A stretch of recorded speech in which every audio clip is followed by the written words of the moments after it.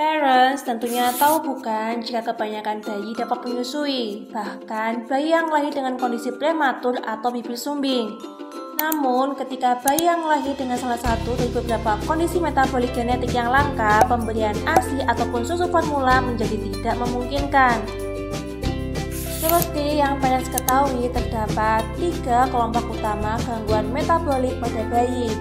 Pertama, gangguan metabolisme gula, gangguan metabolisme protein atau asam amino, dan gangguan metabolisme lemak atau asam lemak. Lantas, apa itu gangguan metabolik atau metabolisme pada bayi?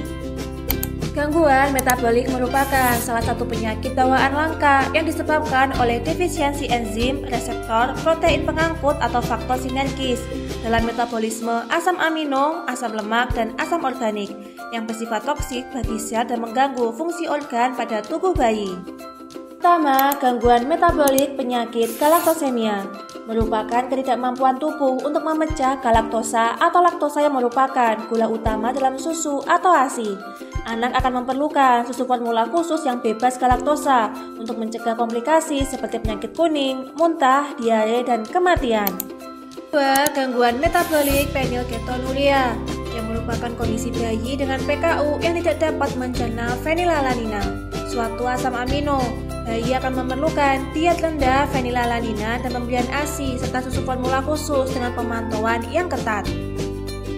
Ketiga, kondisi metabolik penyakit uril sirup maple merupakan kondisi bayi yang baru lahir yang tidak dapat memecah asam amino, leusin, isoleusin, dan valin. Mereka yang mengeluarkan aroma asam manis. Terakhir, gangguan metabolik citrullinema merupakan gangguan yang menyebabkan amonia dan zat beracun lainnya yang menumpuk di aliran darah bayi, yang akhirnya akan menyebabkan kelesuan, pertumbuhan yang buruk, serta masalah hati jika tidak segera ditangani. Lantas, sebenarnya apa yang menyebabkan gangguan metabolik pada bayi?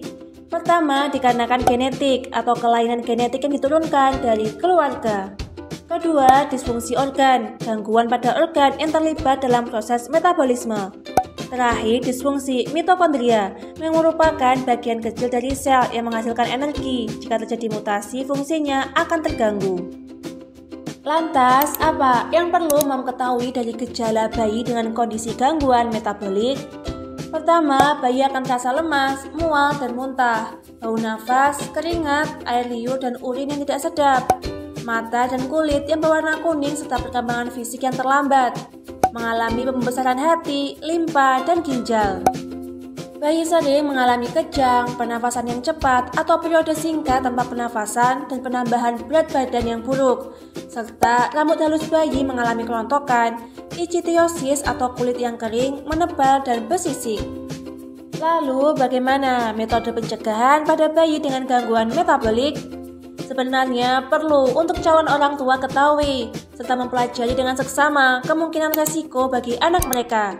Cara mencegah penyakit ini sejak sebelum menikah perlu dilakukan pemeriksaan kesehatan dan konseling genetik, screening prenatal secara rutin selama kehamilan, dan juga screening bayi baru lahir setelah lahir untuk memastikan bayi lahir sehat dan berkembang secara normal seperti anak lainnya.